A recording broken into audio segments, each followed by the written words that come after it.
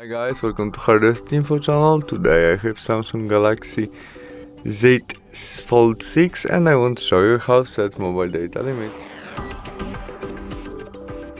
To do that, open Settings application, where we choose first option connections and there data usage, and there binding size and data warming. In this part we can set data limit. First step, we set when our binding size start, maybe first day of each month. There we can turn on, turn off data warming, and we can set it in gigabytes, megabytes, what you need.